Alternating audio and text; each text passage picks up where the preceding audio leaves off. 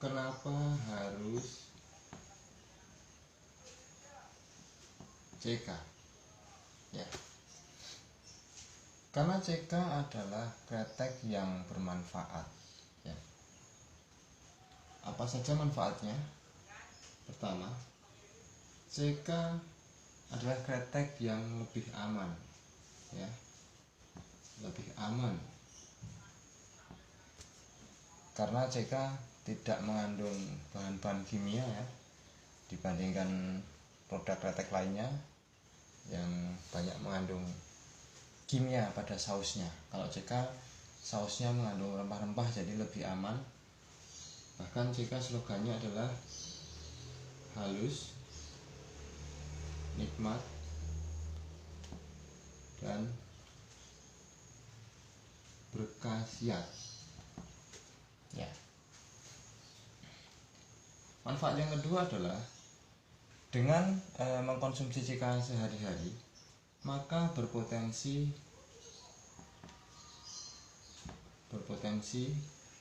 merubah anggaran belanja ya, anggaran konsumsi Anda ya, anggaran konsumsi merokok Anda sehari-hari ya, menjadi tambahan penghasilan atau bahkan sumber penghasilan. Ya, inilah manfaat dari kretek rempah CK. Kalau manfaat yang pertama tentu dengan cara mengkonsumsinya, ini akan ketemu halus, nikmat, lalu berkhasiat. Ini temukan di produknya dengan mengkonsumsi rutin setiap hari. Untuk mendapatkan manfaat yang kedua, tentu dengan menjalankan konsepnya, ya, konsep marketingnya. Nah, sehingga harapannya ketika konsumen CK menjalankan konsep marketingnya, akan didapatkan kondisi ya, merokok gratis plus dibayar. Ini harapannya ya, ini harapannya agar tercipta kondisi ini bagi semua perokok yang dulunya merokok selalu membayar terus ya, selalu beli. Sekarang bagaimana caranya agar Anda merokoknya sudah gratis masih dapat tambahan uang? Lalu bagaimana caranya agar kita bisa merokok gratis dan dibayar ya, bisa mendapatkan tambahan uang? Nah, sebelum saya membahas lebih lanjut, saya akan sedikit mengulas tentang distribusi rokok pada umumnya ya. Distribusi rokok dimulai dari pabrik rokok ya, pabrik rokok nih, kemudian diteruskan oleh ya, ada manajemen pemasaran di situ, manajemen pemasaran. Oke, kemudian didistribusikan lebih lanjut oleh distributor area tersebar di setiap karesidenan ini biasanya. Kemudian dari distributor area menyebar lagi biasanya ke daerah yang lebih kecil, yaitu grosir ya, grosir biasanya di tingkat kecamatan, grosir.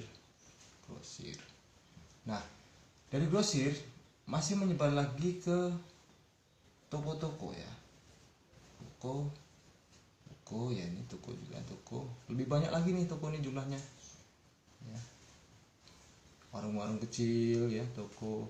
Nah, konsumen di sini, konsumen rokok pada umumnya ya, ini mendapatkan produk kan dari toko nih, dari toko ya, dia mendapatkan produk dari toko untuk dikonsumsinya. Karena tokonya tersebar luas, maka mudah untuk dicari ya, untuk didapatkan itu. Nah, saya akan membahas siapa saja yang mendapatkan keuntungan dari diagram distribusi ini.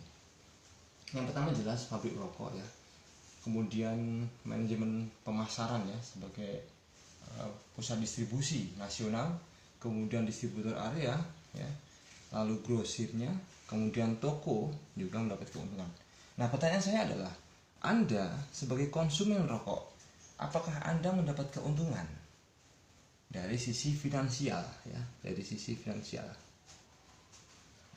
Ini semua kan keuntungan finansial nih, semua nih, dari mulai pabrik sampai dengan toko ini keuntungan finansial. Lalu Anda, apakah mendapat keuntungan finansial?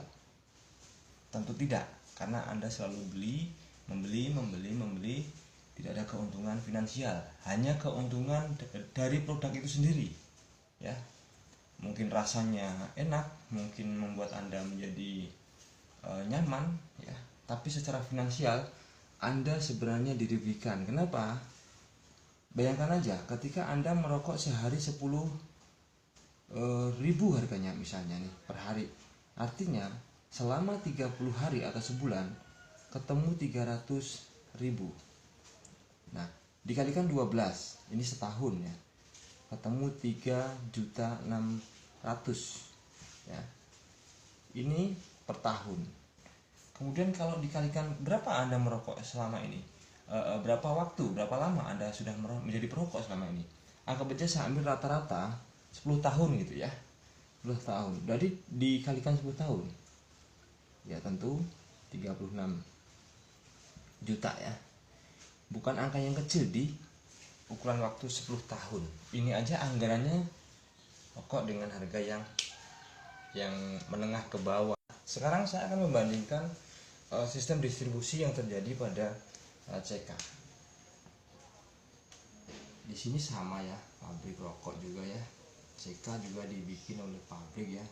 Kemudian ada manajemen pemasaran juga, sama manajemen pemasaran ya. Nah, habis manajemen pemasaran ini langsung ke tingkat lebih lanjut yang kami sebut sebagai, kami namanya sebagai kedai. Kedai atau subkedai di sini. Kedai dan subkedai ya biasanya di sini. Ini mewakili dari grosir ya. Grosir dan distributor area. Jadi kami manfaatkan menjadi lebih singkat, akhirnya hanya terjadi subkedai dan kedai dan subkedai ya di tingkat bawah. Ini mewakili toko ya, dari mulai toko, grosir, kemudian distributor area ya, itu kami singkat menjadi kedai dan subkedai. Sehingga apa? Sehingga konsumen CK yang kami sebut sebagai clubber CK ya, bisa mendapatkan produk di kedai atau subkedai yang ada di setiap kota. Nah, yuk kita bandingkan. Siapa saja yang mempunyai keuntungan di sini? Jelas pabrik rokok, kemudian manajemen pemasaran, kedai dan subkedai itu sendiri, dan clubber CK atau konsumen CK juga tidak luput dari keuntungan finansial. Ini mendapatkan keuntungan finansial. Sehingga harapannya dari semua aliran pelaku pemasaran di sini, ini semuanya mendapatkan keuntungan ya, keuntungan finansial. Sehingga akan didapatkan kondisi tadi merokok gratis dan dibayar di kondisi di posisi konsumen, di posisi clubber CK. Nah, artinya sebenarnya dari konsep ini pihak perusahaan atau manajemen pemasaran dan pabrikan berusaha untuk meningkatkan daya beli konsumen untuk selalu mampu mengkonsumsi produk, karena selalu membeli dan membeli. Kalau di sini mungkin bisa sampai kondisi yang gratis ya, bahkan bisa dijadikan peluang usaha. Bagaimana manajemen CK bisa memberikan keuntungan kepada para konsumennya sehingga terjadi rokok gratis dan dibayar tadi? Nah, jadi begini penjelasannya. Dalam pemasaran produk ya, pemasaran sebuah produk akan melibatkan beberapa variabel. Variabel yang pertama adalah harga beli ya. Kemudian di sini adalah harga jual. CK Manajemen membeli produk dari pabrik, kemudian menjualnya ke konsumen. Nah, dari kegiatan ini akan mengakibatkan adanya laba. Ini sederhana ya. Contoh, ini misalnya harga belinya adalah 10.000 per bungkus. Ini misal. Ya. Dan menjualnya dengan harga 15.000 per bungkus. Otomatis selisihnya adalah 5.000 ya, 5.000 per bungkus. Dan ini masih bruto atau pendapatan kotor.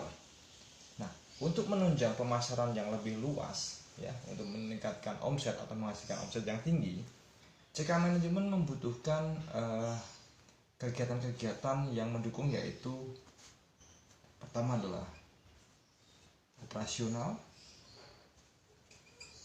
yang kedua adalah publikasi. Nah, publikasi ini menunjang pengenalan produk dan penyebaran produk, pemasaran produk yang lebih luas lagi, atau lebih dikenal sebagai kegiatan ya, iklan. Rata-rata anggaran iklan yang terjadi pada produk rokok ini gede banget ya, besar sekali ya, sehingga mungkin dari 5.000 ini bisa dianggarkan 2.000 nih, misalnya 2.000 rupiah per bungkus hanya untuk membiayai iklan guna menunjang pemasaran yang lebih banyak, lebih luas. Nah, seandainya ada 1 juta bungkus ya, 1 juta bungkus yang terjual, maka ada 2.000 kali 1 juta bungkus anggaran iklan yang muncul, sehingga menjadi begini angkanya ya. Jadi 2 miliar anggaran iklan. Nah, anggaran iklan ini untuk siapa? Secara standar di perusahaan-perusahaan di luar sana, dalam rangka beriklan melibatkan agensi iklan atau jasa periklanan. Mungkin medianya adalah baliho ya, mungkin spanduk ya, spanduk, kemudian leaflet ya, leaflet, atau bahkan iklan TV ya, iklan TV. Sementara kita amati di sini, ini biayanya tinggi semua nih. Ini belum pajak ya, tinggi semua. Bisa-bisa ini habis atau kurang. Nah, sementara di CK tidak melibatkan ini semua. Akan tetapi CK lebih melibatkan konsumen sebagai pelaku iklannya, sehingga konsumen berpotensi menggali dana iklan yang ada di CK Manajemen, yang ada di anggaran setiap bungkusnya. Ini ketika 1 juta bungkus potensinya ada 2 miliar.